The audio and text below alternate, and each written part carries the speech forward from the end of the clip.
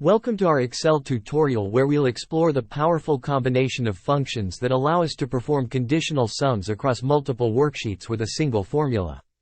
Often, we find ourselves needing to analyze data that's spread across various sheets.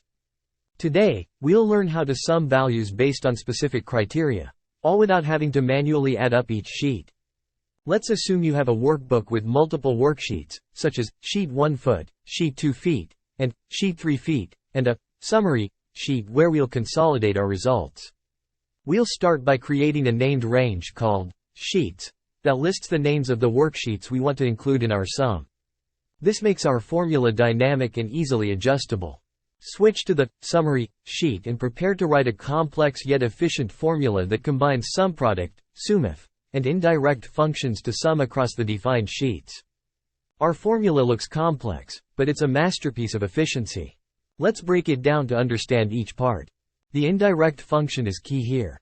It converts text representing cell references into actual references, allowing our formula to dynamically refer to different sheets.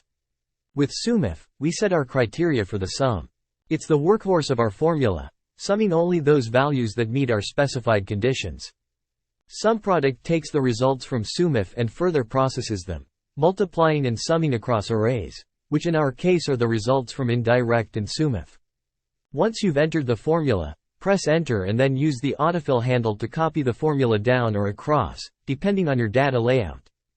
After applying the formula, you'll immediately see the summed results based on your criteria, consolidated from all specified sheets in the summary sheet. You've now learned a powerful technique to perform a 3D reference Sumif for multiple worksheets.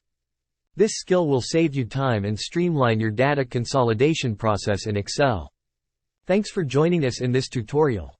If you have any questions or need further assistance, feel free to ask. Don't forget to subscribe for more Excel tips and tricks.